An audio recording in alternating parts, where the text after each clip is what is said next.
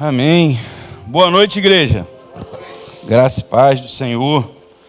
Estamos aqui mais uma quarta, seguindo o nosso estudo de Atos, do livro de Atos. Quem esteve aqui nas últimas semanas? Está acompanhando aí desde o início? Bênção, continue assim, irmão. Você que não viu, que perdeu algum, depois dá uma olhada lá no YouTube, vai pegando desde o início. Está sendo um tempo muito bom da gente olhar para essa igreja de Atos e olhar para a gente, visitar o nosso coração, visitar a nossa vida como igreja, ser confrontados pelo Senhor, a mudança de comportamento, a mudança de vida. Então a gente vai seguir. Eu tenho uma missão hoje da gente. Eu terminei semana passada no versículo 31 do capítulo 4. Então a gente vai pegar o 32 do capítulo 4, finalzinho. E eu quero encerrar o capítulo 5 hoje, para a semana que vem a gente já ir para o 6. Então, a gente vai... Eu ressaltei alguns pontos aqui, né? Mas só para recapitular, pelo menos a semana passada.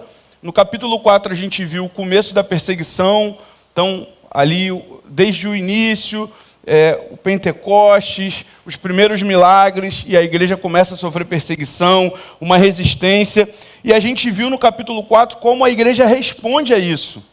Na medida em que ela avança na missão e começa a viver uma resistência, como ela responde? A gente viu que é uma igreja que responde cheia do poder de Deus, então ela não se move pelos seus próprios interesses, ela se move a partir do poder de Deus, que responde em oração.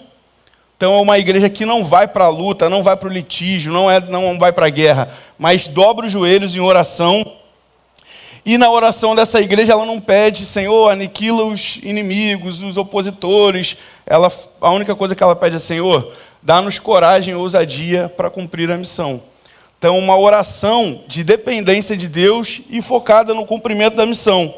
Então, a gente vai hoje para o final do capítulo 4, olhar como vivia essa igreja, lembrando que o nosso tema, né, uma igreja que cai na graça do povo. Então, como vivia essa igreja que caía na graça do povo? Esse sempre é o nosso gancho aí para a gente pensar. Então, a gente vai abrir aí em Atos 4, versículo 32. E hoje eu quero ancorar aí o que a gente vai conversar nesse texto em 4 palavras que eu vou falar aí ao longo da mensagem. Então, vamos lá, no versículo 32. Da multidão dos que creram, uma era a mente e um coração. Ninguém considerava unicamente sua coisa alguma que possuísse, mas compartilhavam tudo o que tinham. Com grande poder, os apóstolos continuavam a testemunhar da ressurreição do Senhor Jesus, e grandiosa graça estava sobre todos eles. Não havia pessoas necessitadas entre eles, pois os que possuíam terras ou casas as vendiam, traziam o dinheiro da venda e o colocavam aos pés dos apóstolos, que o distribuíam segundo a necessidade de cada um. José, um levita de Chipre, a quem os apóstolos deram o nome de Barnabé, que significa encorajador, vendeu um campo que possuía, trouxe o dinheiro e colocou ao pé dos apóstolos. Então esse é o contexto em que a gente termina o capítulo 4 e ele já aponta para o que a gente vai viver no 5. E aí eu já quero trazer a primeira palavra, que é uma marca dessa igreja, que é a marca da unidade. Por que diz aí no versículo 32? Era só uma mente e só um coração. Então, essa igreja que cai na graça do povo é uma igreja que vive unidade. Mas não é apenas uma unidade de estar junto no mesmo lugar. O texto vai falar que é uma unidade que ela é produzida pelo Espírito Santo. Essa igreja cheia do Espírito Santo, ela vive uma unidade que é quase que sobrenatural, porque diz que essa unidade ela é tão forte que ela começa a produzir uma partilha, de forma que se eu tenho e tem alguém do meu lado que não tem, aquela necessidade se tornava minha. A ponto de eu abrir mão do meu recurso, do meu bem e partilhar com essa pessoa. Então essa igreja, no versículo 34, olha o que ele fala. Fala que essa igreja, ela praticamente, não havia pessoas necessitadas entre eles. Então é uma igreja que ela acaba com os necessitados que estão no seu meio. Uma igreja que é generosa, né? Uma igreja generosa que vende, coloca aos pés dos apóstolos, e os apóstolos, os líderes, que distribuíam isso corretamente. Irmãos, isso é um movimento do Espírito Santo. Essa igreja só é possível viver esse nível de unidade a partir de uma ação do Espírito Santo. A gente não tem como, com palavras, mover o coração de ninguém para fazer isso, para ter esse nível de entrega, de partilha. Porque o que o texto me dá a entender, de que esse era um movimento muito natural. Eu não vejo, por exemplo, o apóstolo pedindo: ô irmão, pô, sei que você tem aquela fazenda lá, aquele irmão está precisando. Não, isso acontecia. Era o próprio Espírito que dirigia o coração das pessoas, a ponto dele falar: caramba, poxa, meu irmão aqui do lado está com uma necessidade, poxa, eu tenho sobrando, vou lá e vou vender. Aqui, ó, apóstolo, está aqui, ó, vendi, está aqui. Então, isso era um movimento natural que acontecia por uma ação do Espírito Santo, produzindo essa partilha, produzindo essa unidade que simplesmente acontecia, mesmo que os apóstolos não pedissem essa entrega, né? Porque hoje o que a gente vê são líderes que pedem essa entrega. E o que a gente vê aqui é que ela acontecia como um movimento do Espírito, de unidade, de um movimento espontâneo de pessoas que enxergavam aquela realidade. E é importante a gente pensar, irmãos, que o poder do Espírito Santo não é só algo que nos move para milagres, por exemplo, como a gente vê. Mas ser cheio do Espírito Santo é algo que nos faz enxergar a dor do irmão do lado. Porque olha o que o Espírito faz. Faz com que alguém que tem veja que o irmão do lado está em falta e mova o coração dele a doar. Então o Espírito Santo enchendo essa igreja e a gente aprendendo que a verdadeira unidade é fruto do Espírito Santo. A gente não consegue produzir, a gente pode produzir eventos, encontros, cultos, mas essa unidade, assim, a ponto de entregar o coração, a ponto de abrir mão de coisas, é algo que só o Espírito Santo pode fazer. Por isso que a gente, como igreja, não pode nunca abrir mão de clamar para ser cheio do Espírito Santo. Porque se a gente fosse comparar, por exemplo, as nossas obras sociais, existem ONGs, instituições que fazem coisas muito maiores do que a gente faz, do que a igreja em geral faz. Mas nós, como igreja, temos uma marca, um diferencial, que é fazer isso cheios do Espírito Santo. Fazer isso movidos por Deus. Não movidos por aplausos, não movido por resultado, não movido por visibilidade. O que move essa igreja é o Espírito Santo. E é esse mesmo Espírito que precisa mover o nosso coração a fazer, a distribuir, a repartir, a partilhar. Então, essa é a primeira palavra que a gente tem, a primeira marca dessa igreja, que é a unidade. E aí o texto, se a gente vai seguindo o texto, ele apresenta para a gente dois casos, duas pessoas, né, 3 pessoas, na verdade, que fazem uma mesma coisa, que é vender a propriedade. Ele não diz que eles vendiam a propriedade. Então, ali no versículo 36 e 37, primeiro o texto fala de José, um levita de Chipre, que vendeu um campo que possuía, trouxe o dinheiro e colocou os apóstolos. E aí ele segue no capítulo 5, versículo 1. Um homem chamado Ananias, juntamente com Safira, sua mulher, também vendeu sua propriedade. Então, duas, Ananias e Safira, e José, que têm o mesmo comportamento. Visivelmente fazem a mesma coisa, venderam uma propriedade. Mas ele reteve parte do dinheiro para si, sabendo disso também a sua mulher. E o restante levou e colocou aos pés dos apóstolos. Então Pedro perguntou: Ananias, como você permitiu que Satanás enchesse o seu coração a ponto de você mentir ao Espírito Santo e guardar para si uma parte do dinheiro que recebeu pela propriedade? Ela não lhe pertencia? E depois de vendida, o dinheiro não estava em seu poder? O que o levou a pensar em fazer tal coisa? Você não mentiu a homens, mas sim a Deus. Ouvindo isso, Ananias caiu e morreu. Grande temor apoderou-se de todos os que ouviram e que tinha acontecido. Esse texto ele é um texto que às vezes a gente tem algumas dificuldades de lidar com esse texto. Primeiro, por esse contexto de alguém que vai dar uma oferta, mesmo que na mentira, e essa pessoa morre.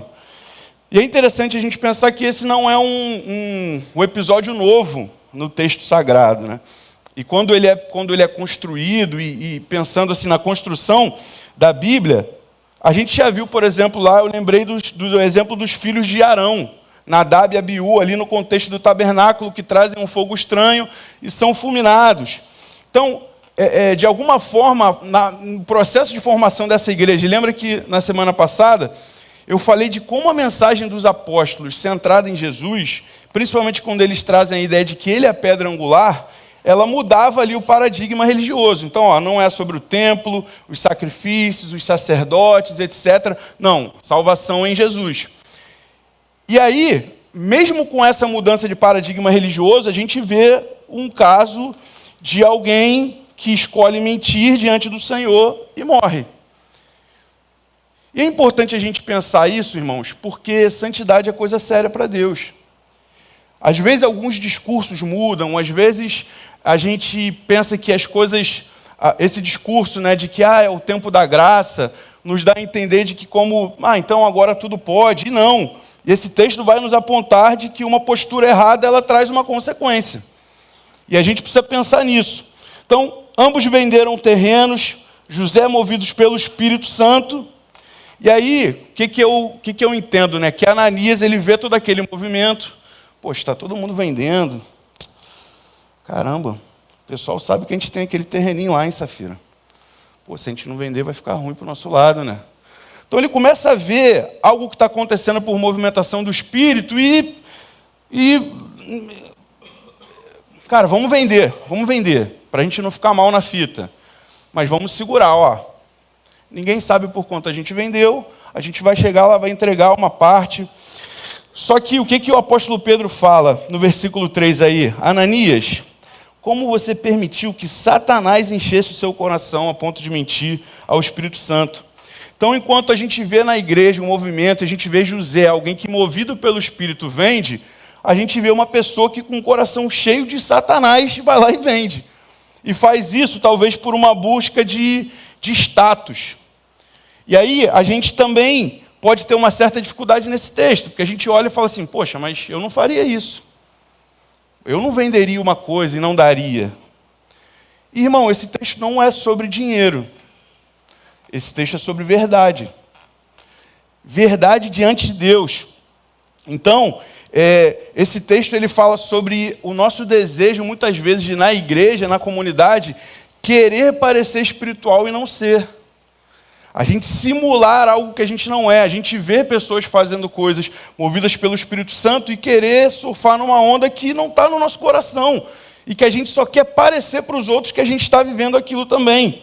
Então, é sobre querer parecer ser espiritual sem ser. Então, esse texto não é sobre dinheiro, é sobre hipocrisia. É sobre fingir algo diante de Deus. É sobre se apresentar diante do Senhor, dizendo, Senhor, está aqui tudo, igreja, está aqui a minha verdade não ser. Então, aí a gente chega na segunda palavra desse texto, uma segunda marca da igreja que é verdade.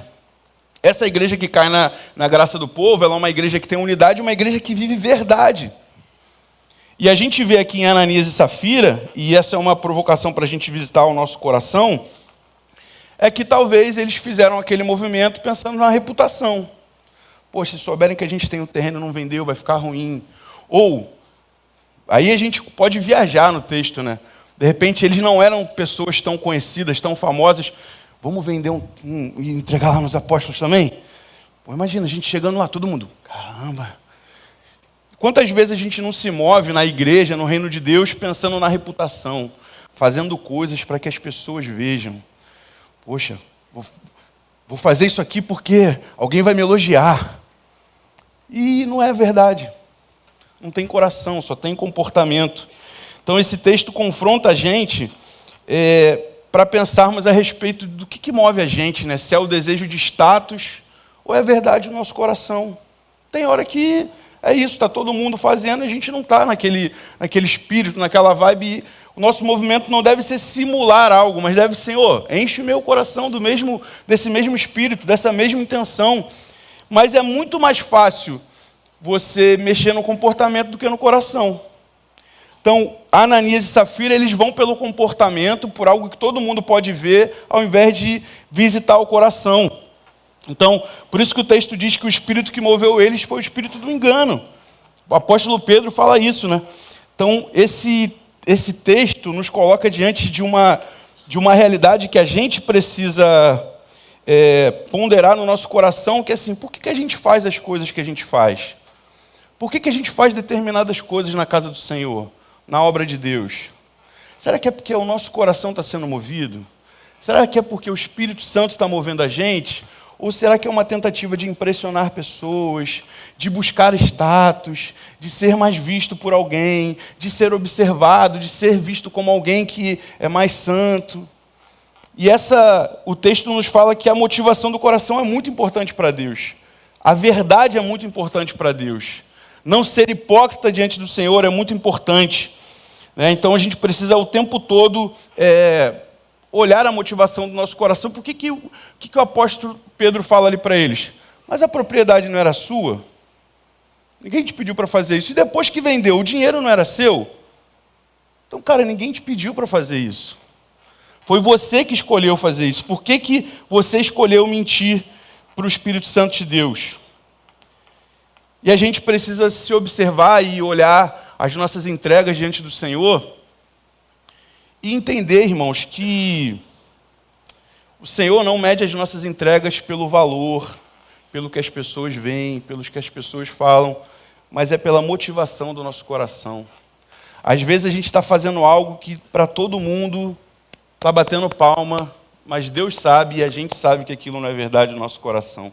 Que a gente está fingindo, que a gente está se tornando um fake na casa do Senhor.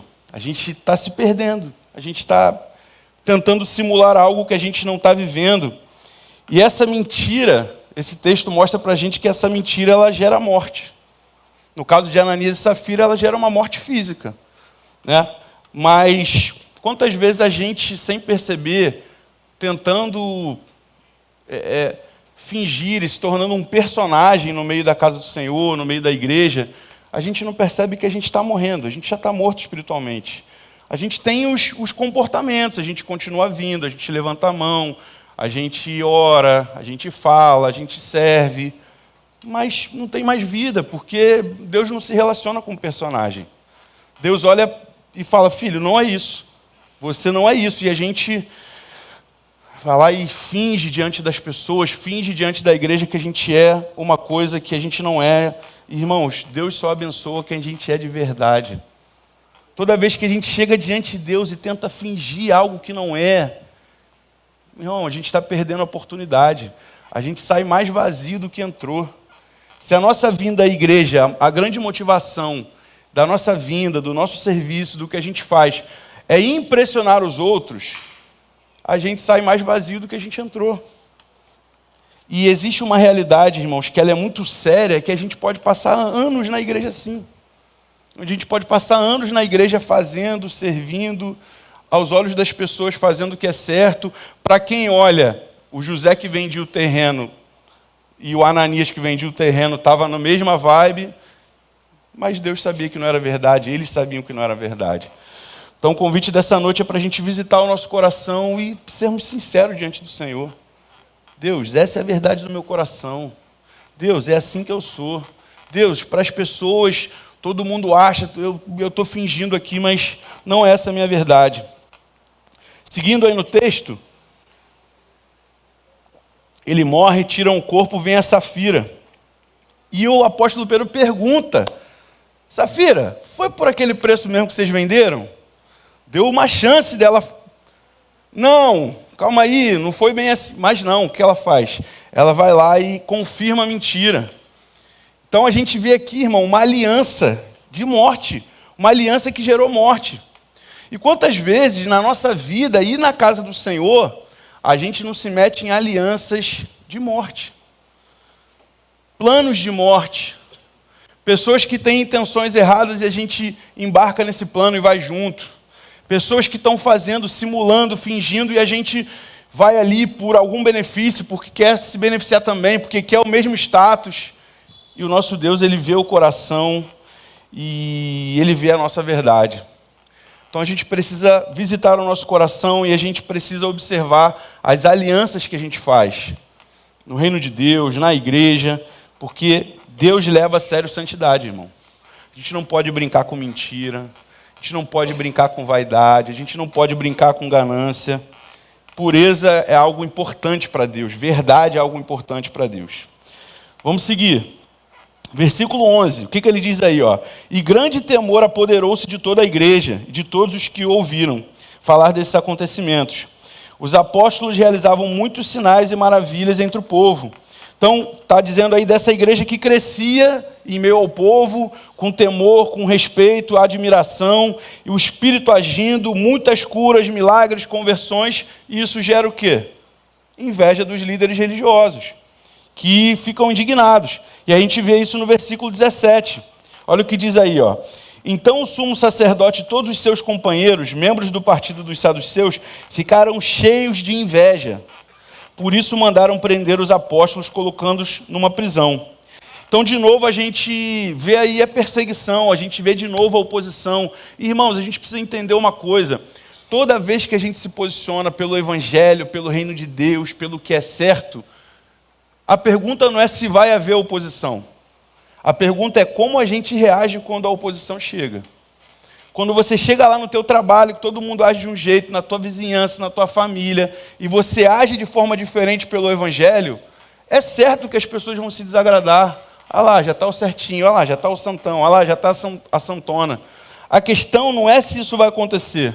A questão é como a gente responde quando a gente é questionado na nossa fé. E a gente vê aqui uma grande lição dessa igreja e dos discípulos. Porque a gente vê que os líderes eles estão movidos por ciúme, por inveja, por motivações, por questionamentos. Irmão, mas se tem uma coisa que o livro de Atos ensina para a gente, que é a palavra, mas nesse texto que a gente está se debruçando, é que ninguém consegue conter o sopro do Espírito Santo. Os homens vão tentar, e é oposição, e é perseguição, mas, irmão, os homens podem fechar as igrejas, podem fazer o que tiver que fazer, mas ninguém consegue conter o sopro do Espírito Santo.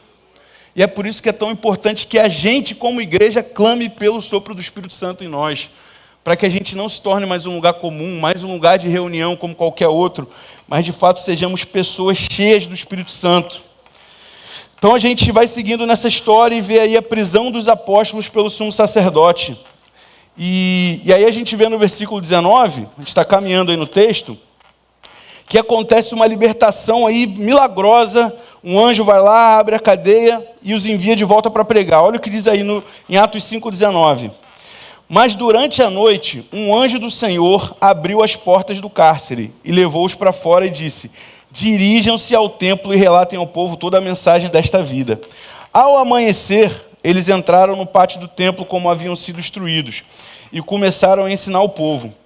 E esse trecho me chamou a atenção de uma coisa. O que diz? Eles foram presos, o anjo vai lá, né? Durante a noite, o anjo foi lá, abriu as portas e manda eles pregar. E o que o texto diz? Que ao amanhecer eles já estavam lá. Irmão, perseguição, eles estavam sendo presos, açoitados. O anjo fala à noite, ao amanhecer eles já estão lá. E a terceira palavra desse estudo de hoje é obediência. Só que não só obediência no tempo certo. Porque eles poderiam, o anjo libertar eles à noite, e eles falar: anjo, a chapa está quente, os caras estão querendo pegar a gente, deixa a gente se esconder uns 2, 3 dias, uma semana, depois a gente volta a pregar. Mas, irmão, o anjo liberta de noite e de manhã os caras estão lá. A obediência ela tem um time. O texto diz que eles obedeceram imediatamente, eles saem dali, quando amanhece eles já estão lá pregando. E aí é uma aplicação para nós, que obedecer atrasado também é desobedecer, irmão. Obedecer a voz de Deus no seu tempo também é desobedecer, irmão. O que a gente vê é que esses apóstolos, mesmo diante de oposição, eles vão lá e obedecem imediatamente. E quantas vezes a gente quer obedecer a Deus do nosso jeito, do nosso tempo, como a gente quer, negociando com Deus: Senhor, eu te obedeço mais, calma aí, mas está difícil, Senhor, mas está muita perseguição, me espera. E a gente tem uma lição, esse trecho me chamou muita atenção, sabe? E me fez pensar em mim, na minha vida. Porque às vezes a gente se gaba de obedecer, mas está obedecendo no nosso tempo, enrola Deus e foge. E, irmão, obedeça ao Senhor no tempo do Senhor. Quando Deus fala com você, quanto tempo você demora para obedecer? Quanto tempo você demora a aceitar? Você fica ali brigando com Deus. Diz para o irmão do seu lado aí, ó, se Deus mandar, obedece na hora. Fala aí para o seu irmão do lado. Para de ficar brigando com Deus. Se Deus mandou, obedece agora, irmão. E aí o texto segue. No outro dia, né, mandam buscar eles na prisão, eles não estavam lá. Os líderes religiosos ficam perplexos. E aí chega alguém e fala, ó, eles já estão lá no templo pregando. E diz que eles pegam eles sem o uso da força, com medo, porque já estava ali o povo e tal. A gente chega no versículo 28. E aí os líderes religiosos dizem para eles, ó, demos ordens expressas a vocês, para que não o ensinassem nesse nome. Todavia vocês encheram Jerusalém com sua doutrina e nos querem tornar culpados do sangue desse homem. Pedro e os outros apóstolos responderam, é preciso obedecer antes a Deus do que aos homens. Então a gente vê o mesmo comportamento que a gente olhou no capítulo passado, deles questionando, mandando para pregar, e os apóstolos, irmão, a gente está aqui para obedecer ao Senhor, não importa qual vai ser a oposição, não importa o que vocês vão fazer. E eles novamente reafirmam a mensagem, a gente vê isso nos versículos 30 a 32, que eu não vou ler. Eles afirmam novamente essa mensagem de Deus e fazem isso com ousadia. Isso também é uma coisa que me chama a atenção, a forma como os apóstolos se posicionam, porque às vezes a gente como igreja vê determinados posicionamentos em nome da igreja com uma dita ousadia que é quase uma resposta violenta. E o que eu vejo nos apóstolos aqui é que ousadia não tem a ver com tom de voz alto, tem a ver com clareza da mensagem. Às vezes é um discurso tão... mas a mensagem já se perdeu. E os apóstolos, eles permanecem presos e, independente do que acontece, eles seguem com clareza da missão. A gente está aqui por Jesus, Ele é o nosso motivo, Ele é a autoridade, nós fazemos em nome dEle, glória, pois, seja a Ele. Amém. Essa clareza que deve mover o nosso coração, irmão. Se está ficando difícil, se estão batendo, se está tendo oposição, isso não deve ter o poder de mudar a mensagem que a gente carrega. Versículo 33, ouvindo isso, os líderes religiosos ficaram furiosos e queriam matá-los. Mas um fariseu chamado Gamaliel, mestre da lei, respeitado por todo o povo, levantou-se no sinédrio e pediu que os homens fossem retirados por um momento. Pediu para que eles saíssem. Então ele lhes disse, israelitas, o Gamaliel falando, israelitas, considerem cuidadosamente o que vocês pretendem fazer a esses homens. E aí ele traz alguns exemplos. Há algum tempo apareceu Teudas, reivindicando ser alguém, e cerca de 400 homens se juntaram a ele.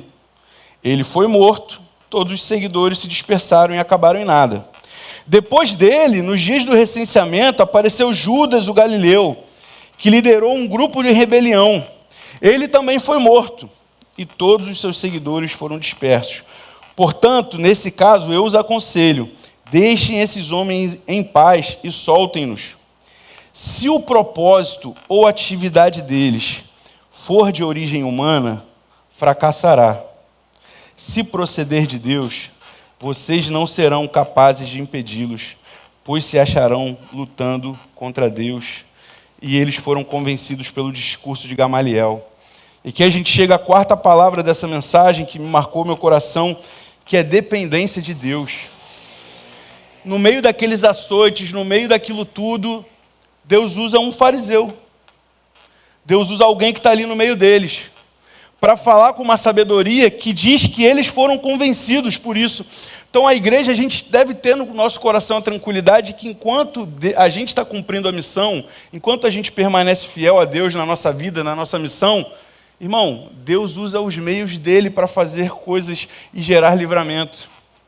Quantas vezes Deus não já usou situações inusitadas para gerar livramento? Pessoas que a gente não imaginava.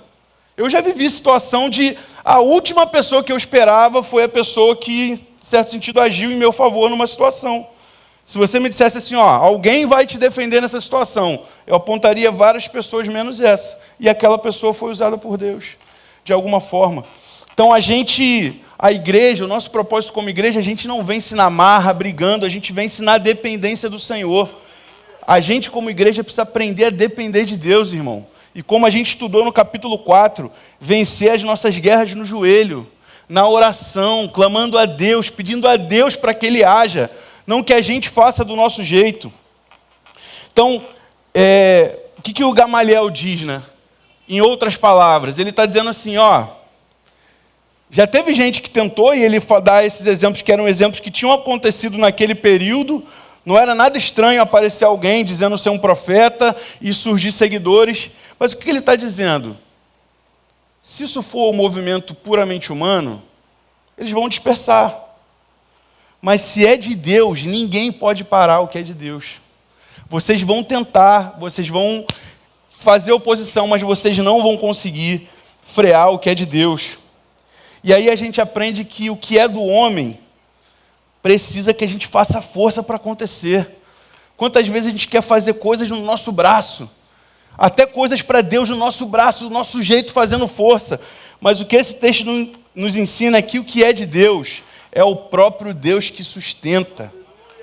É por isso, irmão, que como igreja é tão importante a gente viver uma vida de oração, de dependência do Senhor, para que a gente não faça o que é a nossa vontade, mas para que a gente viva o que é a vontade de Deus, para que a gente esteja sensível à voz de Deus, para fazer o que Ele espera de nós, o que Ele espera de nós nos lugares que a gente está, nos ambientes que a gente está. E aí já estou finalizando, acelerei para a gente acabar o capítulo 5 hoje. O que diz lá no versículo 40? Eles foram convencidos pelo discurso de Gamaliel. Chamaram os apóstolos, mandaram açoitá-los. Depois ordenaram que não falassem em nome de Jesus. E os deixaram sair em liberdade. Os apóstolos saíram do sinédrio alegres por terem sido considerados dignos de serem humilhados por causa do nome.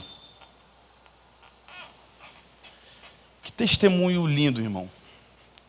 A gente hoje, como igreja, se acostumou e deseja muitos confortos, reconhecimentos, aplausos. Mas esses homens de Deus e mulheres de Deus certamente tinham uma alegria. E sabe qual era a alegria deles, irmãos? Ser fiéis ao Senhor. Cumprir a missão que o Senhor tinha lhes confiado.